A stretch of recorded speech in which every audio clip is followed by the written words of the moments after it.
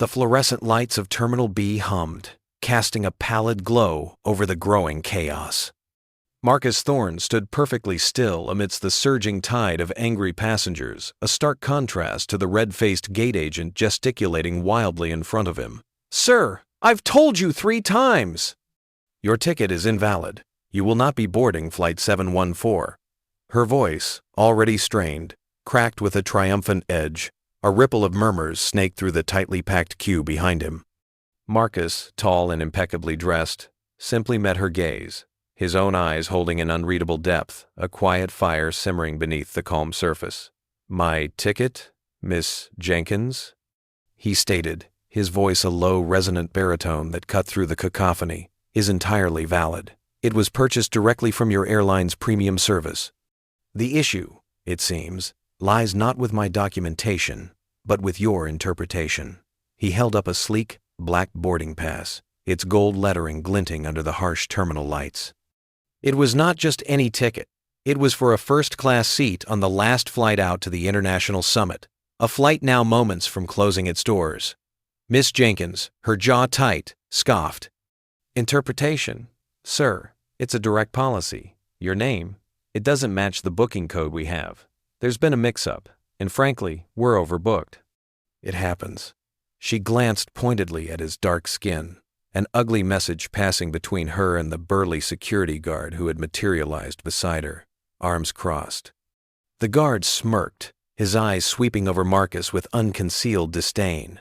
The crowd pressed closer, some muttering impatiently about delays, others eyeing Marcus with a mixture of suspicion and pity.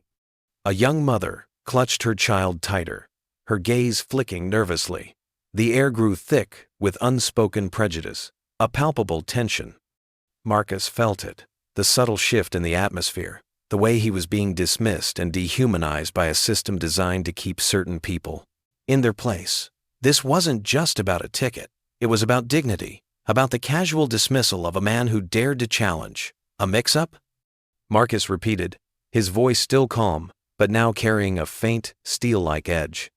He lowered the boarding pass, his fingers tightening almost imperceptibly around its smooth surface. "Or is it, perhaps, a targeted mix-up? Because I assure you, Miss Jenkins, the name on that ticket is mine, and the conference I am due to attend cannot and will not proceed without my presence." His words were not a plea, but a statement of undeniable fact, delivered with the quiet authority of someone who held far more power than anyone in that bustling terminal could possibly imagine. A subtle flicker in his eyes hinted at a deeper game, a strategy already in motion.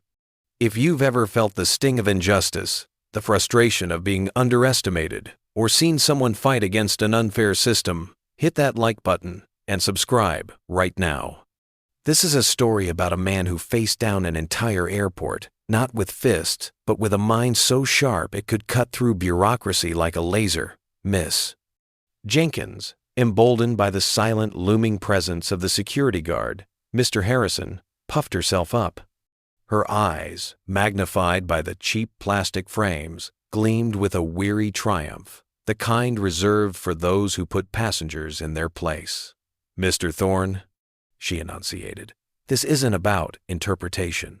It's about procedure. Your booking code T7 Alpha 99 Omega does not correspond to the name Marcus Thorne in our system. It corresponds to a different passenger." She paused, letting the words hang in the air like a stale odor. "A passenger who, by the way, has already checked in and boarded." A gasp rippled through the small crowd. Marcus felt the weight of their judgment, a collective sigh of, "Oh, that Times guy." The narrative was already written. A persistent, perhaps fraudulent, individual trying to hijack a flight. He watched. Miss Jenkins' lips curl into a thin, self-satisfied smile. A smile that seemed to say, "See, I told you so. He's a problem." Mr. Harrison, the security guard, shifted his weight, his heavy boots scuffing against the polished linoleum floor. He took a deliberate step closer to Marcus, his broad chest puffing out, his hand resting conspicuously on his radio. The message was clear: comply or face consequences. The air crackled with an oppressive hum, the ambient noise of the terminal amplifying the tension. "Miss Jenkins," Marcus stated, his voice unwavering, a balm of reason against the rising tide of hostility. "That's quite impossible. I personally confirmed this booking with Mr. Elias Thorne, my uncle, who handles all my international travel arrangements. The booking was made explicitly for me. Furthermore," he continued, a subtle shift in his posture suggesting an unyielding resolve, "I received an email confirmation this morning displaying both the booking code and my name, Marcus Thorne. Would you like to see it?" He reached into his inner jacket pocket, a movement Mr. Harrison instantly mistook for a threat, tensing his frame. "Sir, I do not need to see your personal emails, Miss." Jenkins snapped, her voice rising in pitch, a desperate attempt to regain control. "The system is the system, and the system says you are not on this flight. End of discussion. Now, if you do not step aside, I will have to ask Mr. Harrison to escort you from the gate." Her eyes darted nervously between Marcus and the growing cluster of onlookers. She wanted this over, neatly. But Marcus Thorne was not a man who allowed himself to be neatly dismissed. A young woman, clutching a carry-on that looked too heavy for her slender frame, spoke up from the crowd, her voice a timid whisper. "But if he has a confirmation, Miss Jenkins, maybe it's a mistake?" Miss Jenkins rounded on her face flushing. "It is times not times a mistake. It is a security protocol. This is an official airline." "Matter," the young woman recoiled, embarrassed, her eyes dropping to the floor. The crowd, intimidated, collectively shrank back, the unspoken sentiment being, asterisk, don't get involved, asterisk. But Marcus was already involved. He was always involved when injustice wore the uniform of authority and spoke in the language of procedure. He didn't raise his voice, didn't make a scene. Instead, he simply pulled out his phone, a sleek, minimalist device, and held it up. The screen glowed, displaying the email confirmation, clear and undeniable, with Marcus Thorne emblazoned next to T7 Alpha 99 Omega and the flight details. "As you can clearly see, Miss Jenkins," Marcus said, his voice now imbued with a quiet, undeniable authority that sliced through the tension. "My name and the booking code match perfectly. The discrepancy, therefore, must lie within Time's your time system, or perhaps your Time's understanding of it." He looked at her, not with anger, but with an almost clinical assessment, as if studying faulty machinery. Miss Jenkins' composure began to fray. Her triumphant smirk vanished, replaced by a mask of flustered indignation. That's impossible! Our systems are foolproof!" She grabbed the keypad on her console, her fingers trembling slightly as she re-entered the booking code, then checked her screen. Her eyes widened, confusion, then panic, crossing her features. The screen, indeed, showed the code as associated with a Mr. E. Thorne, who had already boarded, but the name times Marcus Thorne Times was nowhere to be found under that specific booking. "See?" she hissed, regaining a sliver of her former confidence, seizing on the apparent validation. "It's exactly as I said. You're trying to use someone else's ticket." "This is a federal offense, sir." Her voice was shrill now, pushing past professionalism into raw defensiveness. She glanced at Mr. Harrison, a silent plea for him to intervene, to Times do something. Mr. Harrison, sensing his cue, took another step, his shadow falling, over Marcus. "All right, that's enough, pal. Time to go. Either step aside, or I'll have to physically remove you." His hand, large and calloused, moved from his radio to rest firmly on the grip of his taser, his eyes narrowed, daring Marcus to resist. The crowd gasped again, a collective intake of breath. This was escalating beyond a simple boarding dispute. Marcus, however, remained rooted to the spot, his gaze unyielding. He didn't flinch, didn't betray a flicker of fear. "Mr. Harrison," he said, his voice still low, controlled, "I advise you to reconsider. I am not attempting to board with someone else's ticket. I am the rightful passenger, and I have every intention of boarding that flight." He didn't raise his voice, but the conviction in his tone was absolute. It wasn't a threat, but a statement of unshakable fact. It was the calm declaration of a man who held all the cards. The irony was not lost on Marcus. Here he stood, a man who regularly negotiated multi-billion-dollar deals, whose counsel was sought by heads of state and titans of industry, being treated like a criminal by a gate agent and a rent-a-cop. This wasn't the first time he'd encountered such thinly veiled prejudice, but it would be the last today. He had come prepared for a resolution that left no room for doubt or discrimination. He subtly adjusted the cuff of his suit, a gesture so small, so precise, it almost went unnoticed.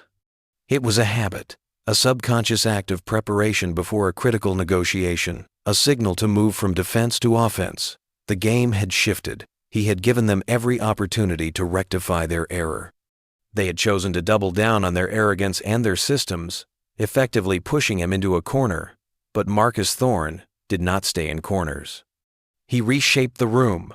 "You said Mr. E. Thorne has already boarded," Marcus recalled, his voice now laced with a dangerous calm, a predator-like focus. "And that this name, Marcus Thorne, does not match your system for T7 Alpha 99 Omega, correct, Miss?" Jenkins, still flustered but clinging to the last vestiges of her authority, nodded sharply. "Precisely, which means you are fraudulently attempting to board, sir. Now for the last time, either step. Then perhaps you should check the full name associated with the booking code T7 Alpha 99 Omega, Miss Jenkins." Marcus interrupted, his words cutting through her bluster like a finely honed blade. "Not just Mr. E. Thorne.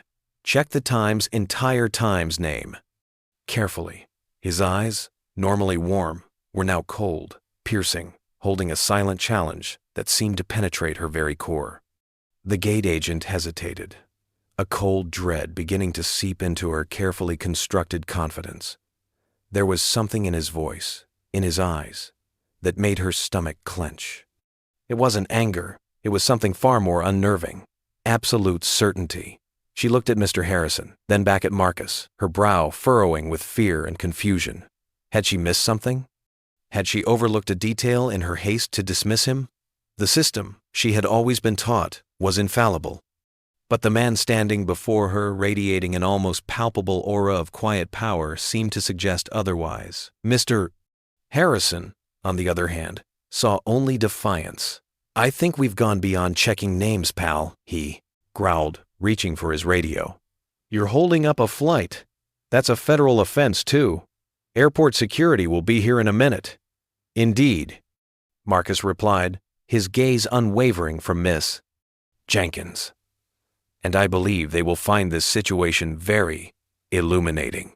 He shifted his weight, his eyes briefly sweeping across the faces in the crowd. A silent promise in their depths that this was far from over. A few passengers, those closest to the action, leaned in, their initial impatience now replaced by a morbid curiosity, a thrilling sense of anticipation. They sensed a turning point, a moment where the seemingly powerless might just reveal a hidden strength. Miss Jenkins, her hands trembling, slowly, reluctantly, tapped a few more keys on her terminal. She brought up the extended passenger manifest, zooming in on the booking code T7 Alpha 99 Omega. Her eyes scanned the screen, searching, hoping to confirm her initial assertion, to shut this man down for good. But as her gaze landed on the full name, the color drained from her face. Her jaw went slack, her smug certainty dissolved, replaced by a look of utter horror. The name on the screen, clear as day, was not simply Mr. E. Thorne. It was Elias Marcus Thorne. And below that, in smaller, almost inconspicuous print, was a note. "Passenger prefers to be addressed by his middle name, Marcus, for professional engagements." The revelation hung in the air, a silent, damning indictment. Miss Jenkins stared at the screen, then at Marcus, then back at the screen, her mind racing, trying to process the magnitude of her colossal error. She had not only been wrong, she had been discriminatory, dismissive, and utterly unprofessional, all while the truth was literally staring her in the face, or rather, staring from times the screen. Marcus allowed the silence to stretch, a powerful, uncomfortable silence that amplified Miss Jenkins' growing panic. The truth, when it finally hit, always landed with the force of a past hammer. He watched her, a faint tremor running through her frame. Her tight bun seemed to sit precariously, her makeup looking stark. Marcus finally said, a single soft syllable that carried more weight than any shouted accusation. "It seems my interpretation was correct, Miss Jenkins. And your system was not quite as foolproof as you believed." He smiled then, a small, knowing smile that didn't quite reach his eyes. It was a smile of vindication, of justice beginning to unfold. Mr. Harrison, seeing the change in Miss Jenkins' demeanor, the stark pallor of her face, felt a cold knot form in his stomach. He didn't understand what had just happened, but he knew, with a primal certainty, that he had backed the wrong horse. The taser in his hand felt heavy, absurd. The swagger in his posture deflated, replaced by a subtle unease. The small crowd, sensing the dramatic shift, began to murmur louder, their voices now tinged with a dawning understanding. They had just witnessed a public humiliation, a quiet, devastating defeat, delivered by the very man who had been unjustly targeted. The injustice, once abstract, was now laid bare, undeniable. "Now, Miss Jenkins," Marcus continued, his voice resonating with an authority that now truly filled the space, eclipsing the gate agent's dwindling power, "I believe there are two pressing matters. Firstly, my flight to the Global Economic Summit in Geneva is departing in precisely 15 minutes, and I must be on it. My presence is not merely preferred, it is essential for the finalization of the transatlantic trade agreement. The global economy, quite literally, awaits my arrival." He let that sink in, the sheer scale of his importance crashing down on the stunned gate agent. "Secondly," he added, his gaze hardening slightly, "I believe we need to address the systemic issue that allowed this mix-up to occur. Because I assure you, Miss Jenkins, this will not be happening again. Not to me, and if I have anything to say about it, not to anyone else." His words, delivered with such calm, such unwavering conviction, were not just a demand, they were a declaration of war.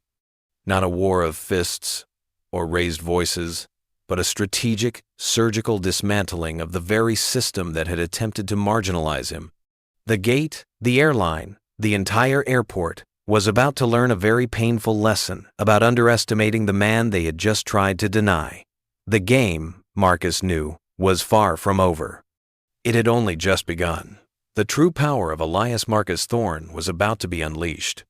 The quiet man in the bespoke suit was about to shut down more than a gate. He was about to expose a rotten core, the reverberations echoing far beyond Terminal B. This was the moment where an underdog became the architect of his own justice. Miss Jenkins stood frozen, her face a mask of terror. Global Economic Summit and Transatlantic Trade Agreement echoed like a death knell. She had not merely inconvenienced a passenger, she had, by her own prejudiced negligence, threatened to derail an event of international significance. The petty triumph she had savored moments ago curdled into gut-wrenching dread. Mr. Harrison, the security guard who had been on the verge of calling for backup, slowly lowered his hand from his taser, his eyes wide with a dawning horror. This was no ordinary passenger. His influence could shatter careers, his words bring down more than a gate. "Mr. Thorne," Miss Jenkins stammered, her voice thin, a stark contrast to her earlier stridency. I apologize. This is a terrible misunderstanding. Our system, it defaults to the first name on the booking. It's an oversight, a technical issue. Please, let me rectify this immediately." She fumbled with the keyboard, her fingers clumsy, her eyes darting desperately between Marcus and the still-open gate. Flight 714 was boarding its final passengers, its engines already whining. Marcus raised a hand, stopping her frantic attempts. "A technical issue, Miss Jenkins? Or a systemic one?" His voice was calm, but the question hung in the air, heavy with implication. "How many Thornes are there in your system?" How many Miss J, does, or Mr. S? Smiths have been turned away because your system, and by extension your staff, defaults to an incomplete or misinterpreted name, especially when the passenger in question deviates from your preconceived notions? His gaze was unflinching, demanding an answer beyond this incident. The crowd at the gate had swelled, drawn by the undeniable drama unfolding. Whispers rippled through the throng. Some recognized the gravity of Marcus's words, nodding. Others simply watched, captivated by the car crash of Miss Jenkins' professional life. No, Mr. Thorne, I assure you, this is an isolated incident, Miss Jenkins insisted, a desperate plea in her voice. We value all our passengers equally. She forced a plastic smile, a ghastly imitation of customer service. Marcus merely raised an eyebrow, a silent challenge to her transparent lie. Do you, Miss Jenkins? Because from where I stand, it appears your value system has some rather glaring blind spots. Now, he continued, cutting through her feeble protest, I still have a flight to catch. And while I appreciate your belated desire to rectify this immediately, the time for mere rectification is swiftly passing. My time, and more importantly, the time of the global community, is of the essence. He paused, letting his words sink in, allowing the full weight of his position to settle over her. So, let's consider the immediate implications. If I miss this flight, the Transatlantic Trade Agreement, a document that has taken years to negotiate and impacts billions in global commerce, will be delayed. Potentially, it could unravel. Do you understand the economic ramifications of such a delay, Miss Jenkins? Do you understand the geopolitical instability that could ensue from a perceived failure in international cooperation?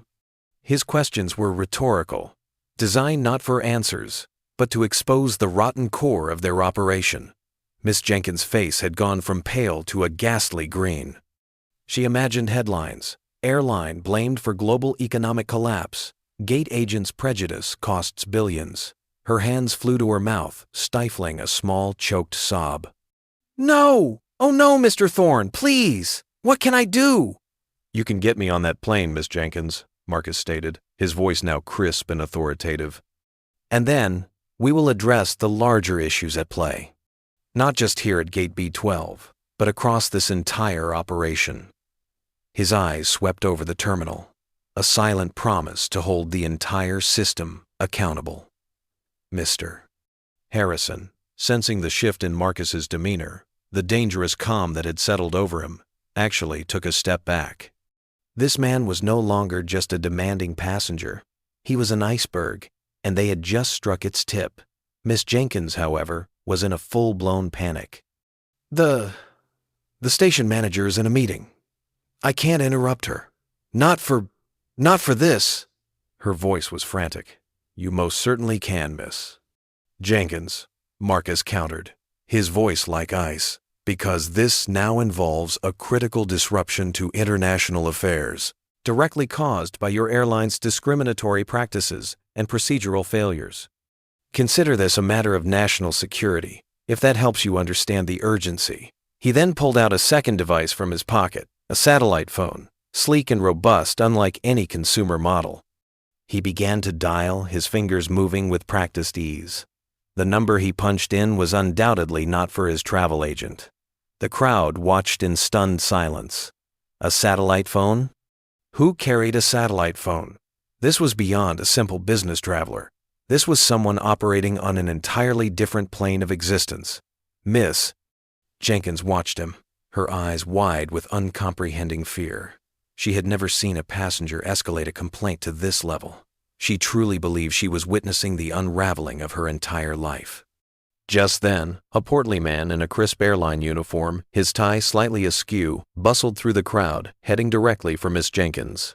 This was Mr. Henderson, the airport operations manager, his face already a mask of irritation. Jenkins, what is the meaning of this delay? I'm getting reports of a passenger disturbance at Gate B12. Is this the one?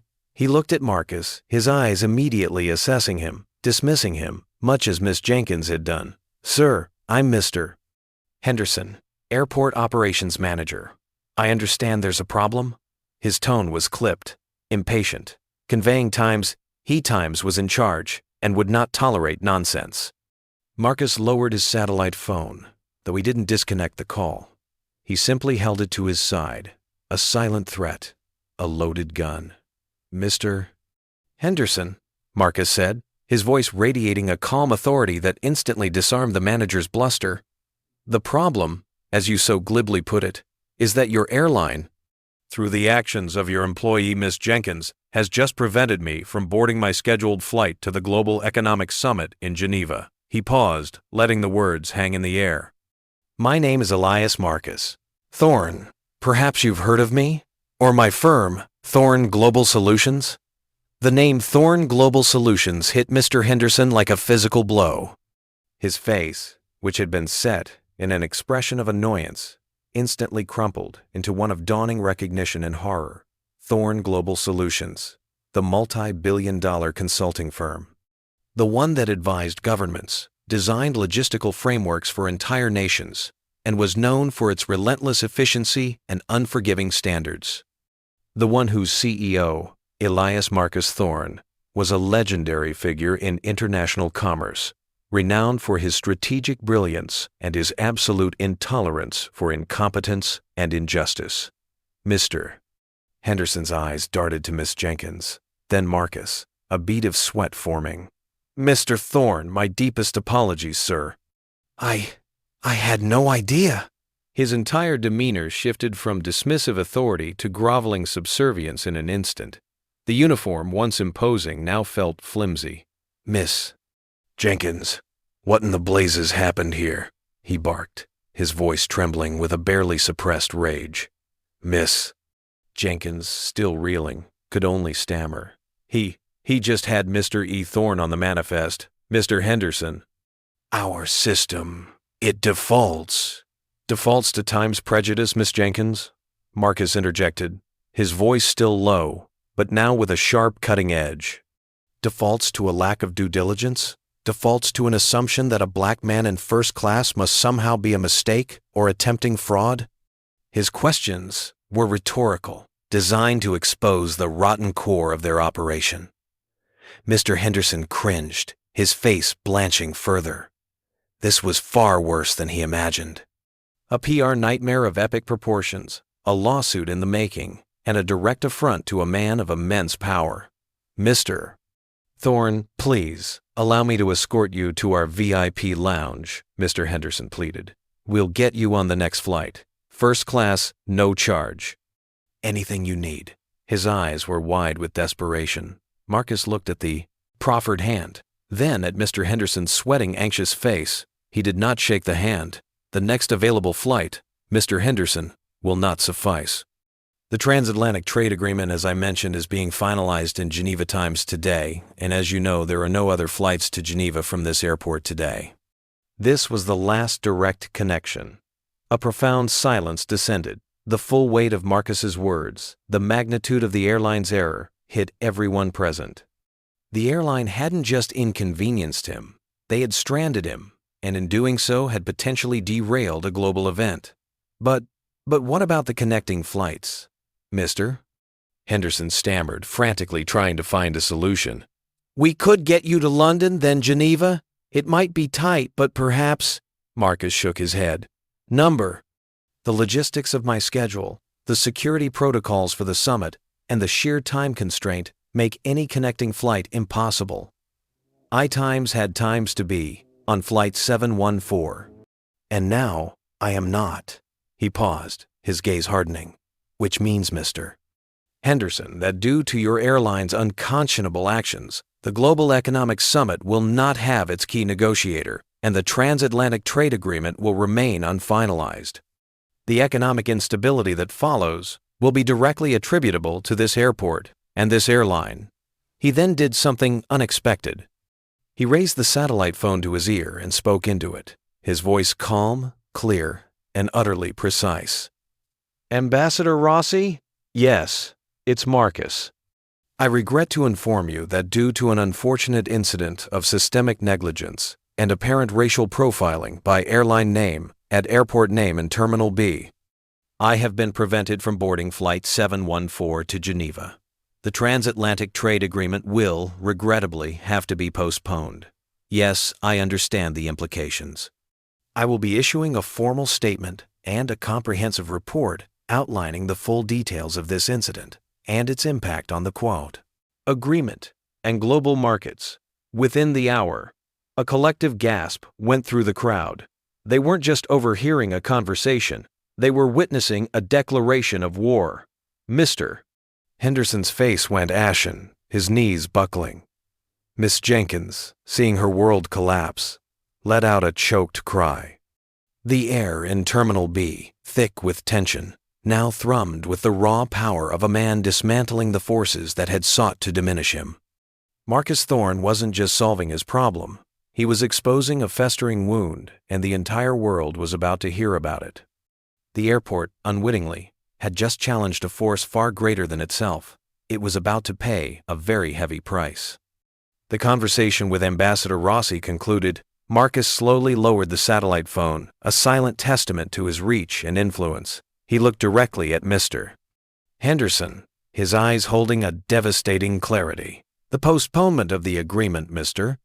Henderson, carries a projected economic cost of approximately $250 billion for the initial quarter, with cascading effects that could destabilize several emerging markets.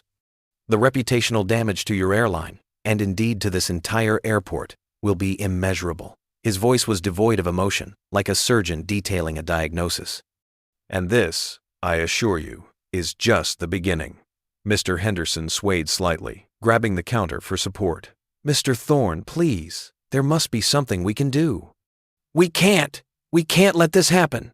His voice was a desperate whisper, his face slick with sweat. He knew with absolute certainty that his career, and potentially the careers of everyone under him, was over. You should have thought of that when your gate agent chose to prioritize her prejudices over professional diligence.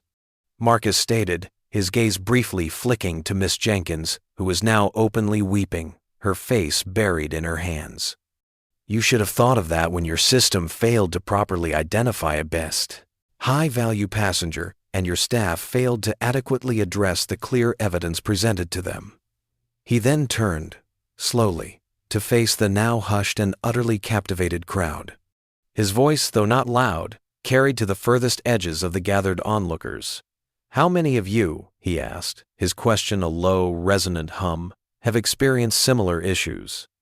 How many of you have been dismissed, ignored, or treated with disrespect by this airline, or others, simply because you didn't fit a particular profile, or because a computer system decided you weren't important enough? His eyes swept across their faces, the subtle nods, the averted gazes, the flicker of shared indignation. He saw the recognition of a common, unspoken frustration. The question hung, a silent accusation against the system.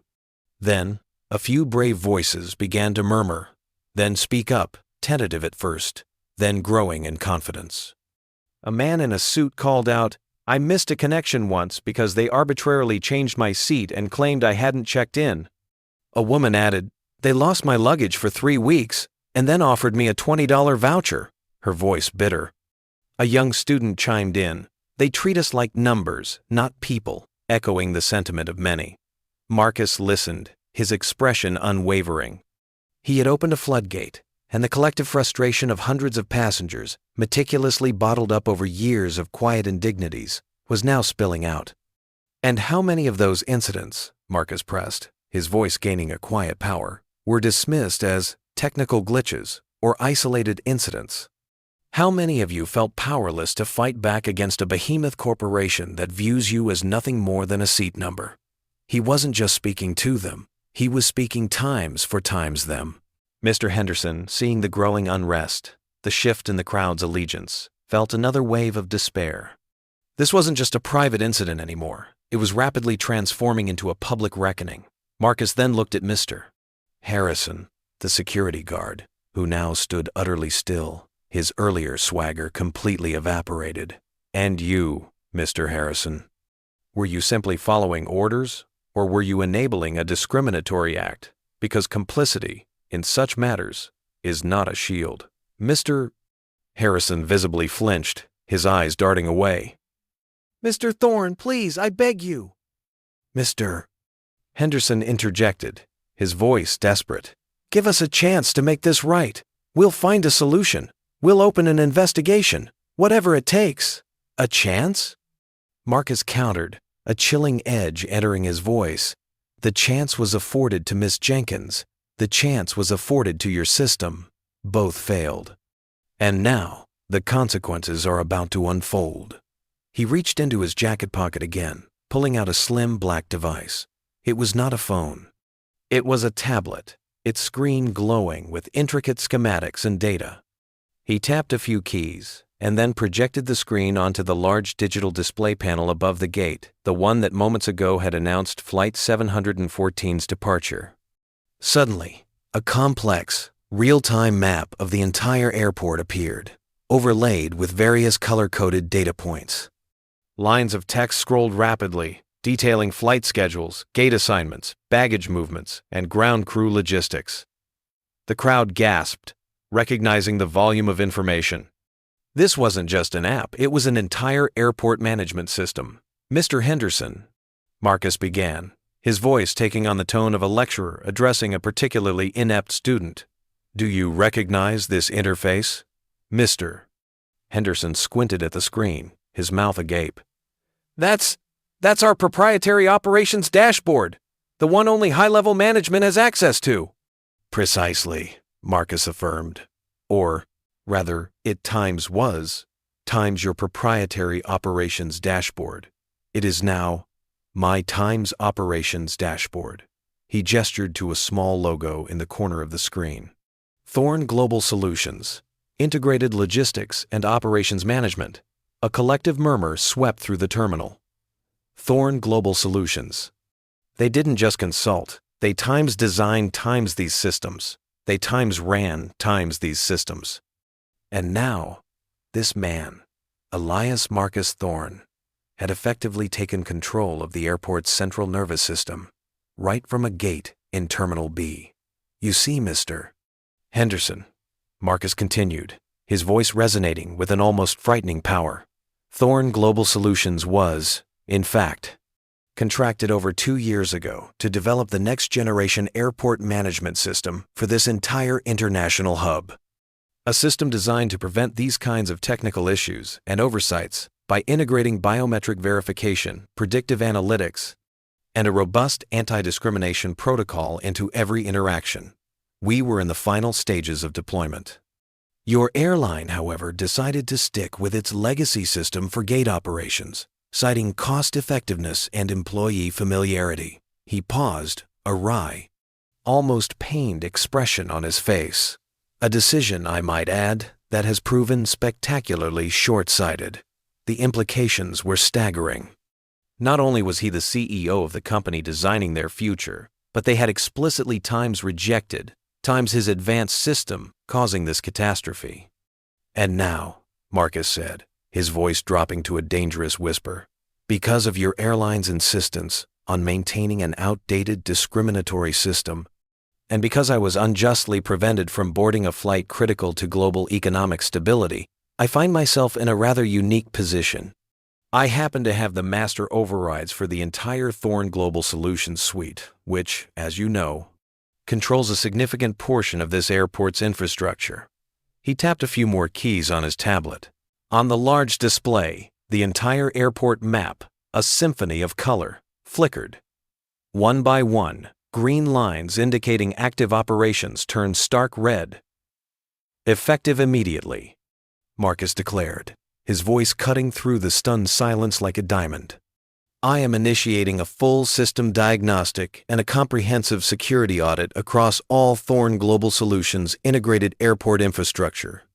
This will necessitate a temporary suspension of all non-essential airport operations until the integrity and fairness of your systems can be verified." On the screen, the red lines spread like a virus.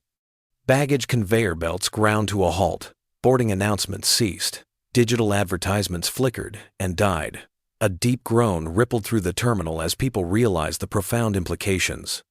The entire airport was grinding to a halt. Every operation, from baggage handling to ground control, from gate assignments to heating and cooling, was being systematically shut down. Not by an act of terrorism, not by a natural disaster, but by one man, standing calmly at Gate B12, driven by righteous fury against injustice. Mr. Henderson stared at the screen, then at Marcus, his face a picture of utter devastation. You can't shut down the whole airport. This is chaos. This is an act of economic warfare. Marcus simply met his gaze, his eyes cold and unwavering. No, Mr. Henderson. This is the consequence of your technical issues and oversights.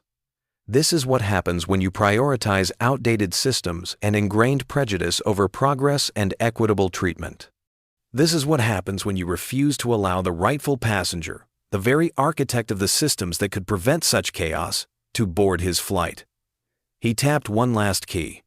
On the large screen, a single bold message flashed in urgent red letters. Airport operations suspended, system audit in progress, reason, passenger discrimination, and operational failure. The place. Entire terminal erupted into shouts and bewildered cries. Travelers, realizing they were stranded, surged forward, demanding answers. The calm had shattered, replaced by utter pandemonium. But amidst the chaos, Marcus Thorne stood perfectly still, a quiet architect of the storm, his gaze fixed on the red lines that now dominated the airport's digital map. He had warned them. They hadn't listened. Now they would learn. The real battle for justice, for dignity, had truly begun. The chaos in Terminal B swelled, a wave of human frustration crashing against the airline's crumbling authority. Passengers shouted, flight crews looked bewildered, and the airport descended into an unprecedented standstill. In the eye of this storm, Marcus Thorne remained impassive, his tablet a silent scepter. Mr. Henderson, pale and trembling, finally found his voice, a desperate plea. "Mr. Thorne, for the love of God, please! This is an international incident. What do you want?" Marcus looked at him, his gaze piercing through the manager's panicked facade. "What I want, Mr. Henderson, is dignity, fair treatment, and to be on my flight. Since that's no longer an option, I times want accountability. I want a full public apology from this airline, acknowledging their discriminatory practices. I want a commitment to immediately integrate Thorne Global Solutions anti-discrimination protocols across all times airport operations, with a personal guarantee from your CEO. And," Marcus's voice hardened, "I want the immediate termination of Miss Jenkins and Mr. Harrison, not just for their incompetence, but for their active role in perpetuating prejudice." Mr. Henderson recoiled, but knew there was no other choice. The alternative was economic meltdown and destruction of his company's reputation. He pulled out his phone, his hand shaking, and began dialing his CEO. Within minutes, the airport's highest echelons were in a frantic scramble, the news of Marcus Thorne's shutdown rocketing through channels. Less than 30 minutes later, an emergency private jet, hastily prepared and fueled, stood on the tarmac, awaiting Marcus. The airline's CEO, a visibly shaken man, appeared at Gate B12, his face a mask of profound humility, broadcasting a live, unreserved apology to Marcus and to the world, confirming all of Marcus's demands. Miss Jenkins and Mr. Harrison, tear-streaked and defeated, were escorted away by security, their careers ending where their prejudice had begun. The crowd, witnessing the swift triumph of justice, erupted in cheers and applause. As Marcus walked towards the private jet, his composure unwavering, the chaos in Terminal B began to recede. The audit, though disruptive, had served its purpose. It exposed the rot, forced the hand of power, and delivered a clear message. Underestimation and prejudice would no longer be tolerated. He boarded the jet, a triumphant figure, leaving behind a humbled airport, a system exposed, and a powerful lesson learned. The transatlantic trade agreement would proceed, albeit with a slight delay, and the global markets would stabilize. But the impact of Elias Marcus Thorne's stand would ripple beyond economic forecasts, echoing in the quiet dignity he had reclaimed, not just for himself, but for every underdog who had faced an unfair system. This isn't just a story about a missed flight. It's a testament to the power of one individual to stand against injustice and dismantle it piece by piece. It's a reminder that true power isn't about aggression, but about strategic intelligence and unwavering conviction. If you were inspired by Marcus Thorne's fight for dignity and justice, smash that like button and share this story with someone who needs to hear it. Do you believe that everyone deserves to be treated with respect and fairness? Let us know your thoughts in the comments below. And don't forget to subscribe to our channel for more incredible stories of triumph against injustice. Your support helps us tell these vital narratives.